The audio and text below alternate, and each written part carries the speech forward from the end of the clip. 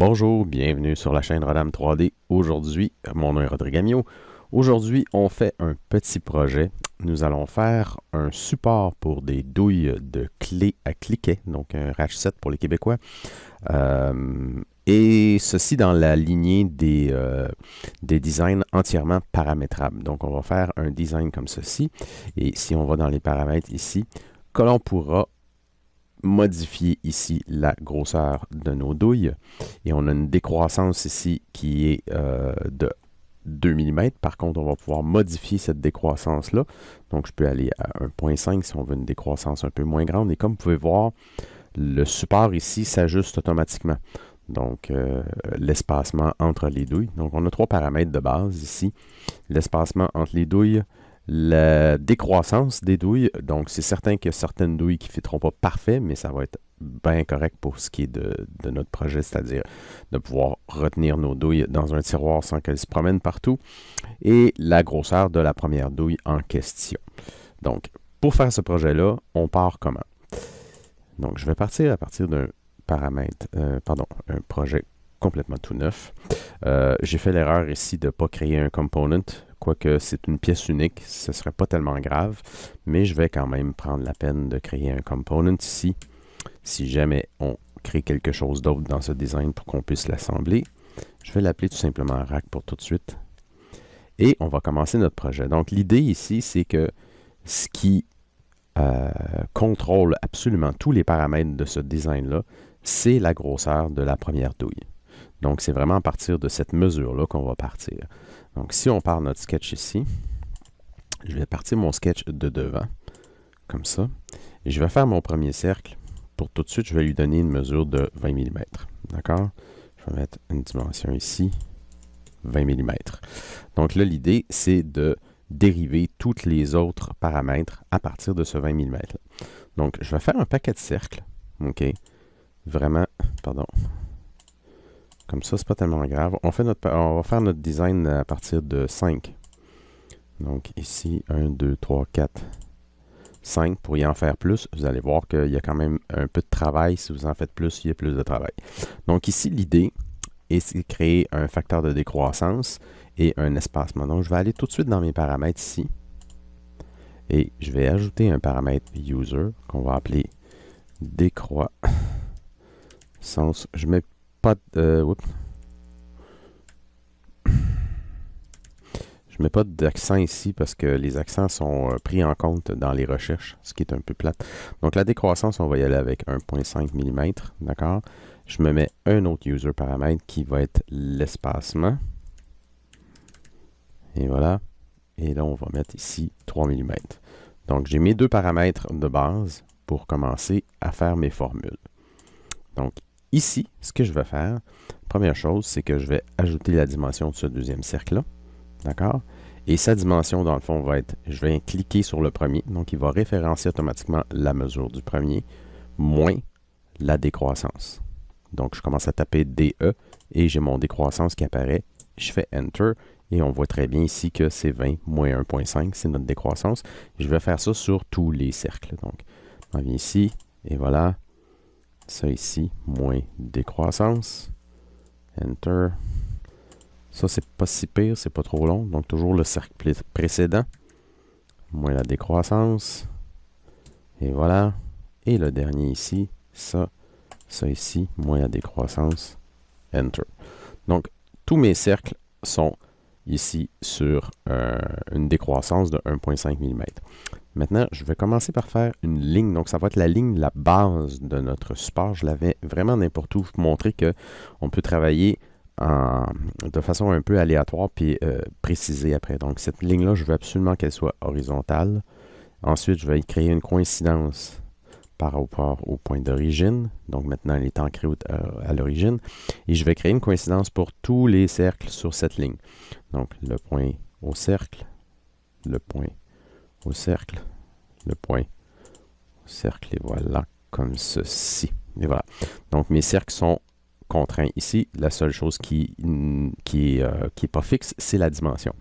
Donc la dimension, si je veux qu'elle soit dynamique, encore une fois, ce qu'on va faire, c'est qu'on va se référencer toujours au premier, mais par rapport au cercle que l'on fait. Donc comment est-ce qu'on va faire ça? Je vais faire dimension. Oups, je vais faire Escape ici pour être sûr que j'ai rien de sélectionné. Donc, D pour dimension, en fait, qui mesure. Ce point-ci et ce point-ci. Donc là, ce qui arrive, c'est qu'est-ce que je veux? Je veux que, dans le fond, les deux extérieurs du cercle se touchent et rajouter ma distance. D'accord? Donc, pour avoir les deux cercles qui se touchent, c'est quoi? C'est ce cercle-ci plus ce cercle-là. Mais le problème, c'est que ces mesures-là sont des diamètres. On va prendre le tout, on va diviser par 2 pour se donner un rayon. Et ensuite, on va ajouter notre espacement. Donc, je vais tout de suite commencer avec une parenthèse parce qu'il va falloir inclure. Donc, en mathématiques, les additions et les multiplications divisions se font en premier. Donc, on met des parenthèses pour s'assurer de l'ordre des opérations. On prend le tout, on divise par 2.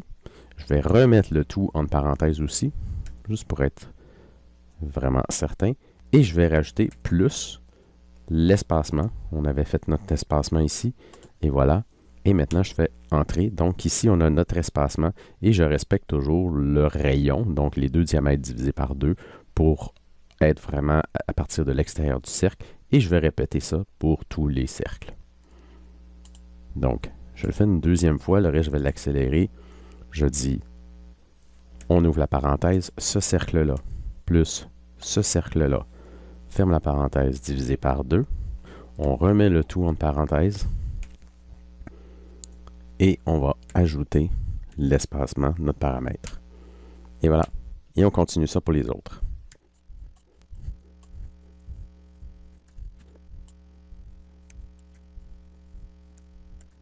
Et voilà, on a tous nos espacements. Si on regarde dans le design ici que j'ai fait, j'ai mis un petit peu plus d'espace pour le côté de la pièce. Donc, on va se rajouter une valeur ici. Donc, le même principe pour le côté du point ici. Donc, ce qu'on va faire, c'est qu'on va prendre le point qui est là par rapport au centre du cercle. Par contre, ce que je pourrais faire, c'est tout simplement prendre une mesure à partir de l'extérieur du cercle. Pour ceux qui ne connaissent pas le truc, c'est quand je m'en vais en mode dimension. Donc, je vais en dimension. Ici, ça va nécessairement choisir le centre du cercle. Même si je suis ici, il choisit le centre du cercle. En fait, il va me donner un diamètre. Si je m'en vais sur un autre point, il s'en va directement au centre du cercle. Donc, pour pouvoir faire une mesure à partir de l'extérieur d'un cercle, okay, le truc, c'est que vous faites bouton de doigt. Vous avez une fonction ici, Pick Circle Arc Tangent, donc la tangente du cercle. Donc, vous allez voir, il va prendre vraiment, vous voyez le petit point ici, il va prendre vraiment l'extérieur du cercle et faire ma mesure ici. Donc, vous voyez ici, c'est très différent, c'est l'extérieur du cercle. Et là, qu'est-ce que je veux faire? Ben, je vais prendre l'espacement, ma valeur d'espacement, et je vais ajouter un 2 mm, juste pour avoir un petit peu plus de, de distance ici. Et je vais faire la même chose de l'autre côté. Donc, même si je choisis le point, quand j'arrive pour choisir ma deuxième mesure, c'est à ce moment-ci que je fais mon bouton de doigt, Arc Tangent, je choisis le cercle, et voilà, on est une mesure à l'extérieur du cercle. Comme ça, notre espacement plus 2 mm. Et voilà. Et ce qu'il nous reste à faire, c'est la boîte en dessous. Donc, encore une fois, vous pouvez y aller vraiment grosso modo comme ça, même si tout n'est pas parfait. D'accord? Ici, j'ai une contrainte de perpendicularité qui s'est ajoutée. Je vais rajouter une contrainte de perpendicularité ici et ici. D'accord? Et là, et là. Et mon cube, en fait, ma boîte se contraint automatiquement. La dernière mesure qu'il me reste à faire, c'est ici. On va se donner un 2 mm par rapport à la douille la plus profonde pour avoir un certain fond. Et encore une fois, on va utiliser l'histoire de la tangente. Donc, on va faire bouton de doigt, Arc Tangent. Je vais choisir mon cercle ici, la base. Et ici, on va se donner un 2 mm. Donc, on aura toujours 2 mm pour la base de notre boîte ici. Et voilà, et on est prêt à faire nos extrudes. Je vais faire un finish. Je vais choisir ça ici. Je tiens Shift et choisir toutes les bases de mes demi-cercles parce que là, je fais la boîte et je vais faire l'opération de couper après. OK? Donc ici, je vais faire mon extrude. Je vais choisir un extrude symétrique. Là, on aurait pu utiliser encore des formules si vous voulez pour vous donner une tolérance. Donc, autrement dit, si ici, je me mets une formule, je vais mettre de genre profondeur égale 25. Et voilà, vous voyez que j'ai ma profondeur qui égale 25. Mon sketch disparaît parce que quand on fait un extrude, par défaut, il fait disparaître le sketch pour éviter que ce soit très encombrant visuellement. D'accord? Ici, petit truc, au lieu de faire le truc de maintenir le bouton et choisir le profil, petit truc, on peut choisir le profil une fois en enlevant le body et une fois les surfaces choisies, les profils choisis comme ça, on peut remettre le body pour faire la coupe. Donc, on va faire un extrude ici. On va se mettre encore symétrique. Et voilà. Et la distance ici, ben, c'était quoi? C'était ma profondeur. OK? On va prendre la profondeur. Et là, je vais enlever une tolérance de chaque côté. Donc, si je veux environ 4 mm de chaque côté, ça va être 8. C'est le double parce que j'en ai une en haut et en bas. Et voilà. Et là, j'ai mes douilles qui sont complètement faites. Et je vais enlever ici la visibilité du sketch. Je peux faire un dernier petit look un peu plus smooth. On va se faire un filet 1 mm comme ça. Et un dernier filet pour les coins comme j'ai fait sur l'autre modèle. Comme ça ici, on choisit en filet. On peut choisir les arêtes sans nécessairement à travers la pièce. Comme ça. On va mettre 3, c'est ce que j'avais mis. Peut-être 5. J'avais mis 5 sur l'autre. Je sais pas. Tiens, 5 c'est un petit peu plus beau. Et voilà. Et on a notre pièce complètement faite qui est entièrement paramétrable. Donc, tout ce qui reste à faire, c'est d'aller modifier cela à partir des paramètres ici. Et là, je peux tout simplement changer. Je vais tasser ça ici, qu'on voit un peu mieux. Comme ça. Je peux changer tout simplement la valeur de ma première douille. Si je mets 15. Hein? Oups. Ah non, ça c'est notre profondeur. Tiens, oui, je me suis trompé de paramètre. Donc, c'est pas ça que je veux changer. Ça, je vais remettre ça à 25, pardon. Je m'en mêle un peu dans mes affaires. Voyons, pourquoi il ne veut pas. Excusez-là, je ne sais pas pourquoi il me fait suivre, là, et j'ai de la misère à choisir. Ouais, bon, 25. Et voilà. Oui, parce que le paramètre de notre premier cercle, voyons, il est ici. Il est dans notre premier sketch. Donc, c'est la dimension de notre premier cercle, c'est D1 ici. Petit truc, vous pouvez faire juste un favori ici, tout simplement. Donc, cette mesure-là va se retrouver en haut, ce qui fait que vous ne serez pas obligé de la chercher ici. On peut refermer ça. Et là, je vais pouvoir changer vraiment la valeur de ma première douille. Et alors ici, si je mets 25, ben, tout s'ajuste, comme vous pouvez voir. Même chose si je le réduis à... la nouvelle version a un petit bug ici sur la sélection des valeurs. 5, et voilà. Et je peux changer ma valeur de décroissance ici, si je mets 2 mm. Donc, ma décroissance est beaucoup plus rapide.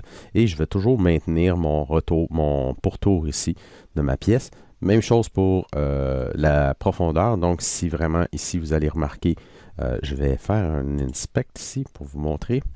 Comme ça. Et ça va dans l'autre sens.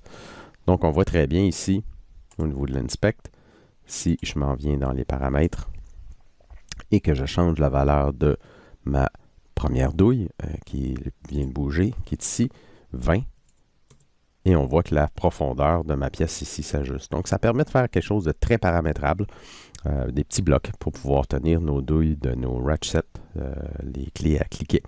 Donc, c'est tout pour cette vidéo-là. J'espère que vous avez apprécié. Une petite vidéo très courte, 15 minutes, pour faire un petit design très, très, très simple. Merci. À la prochaine.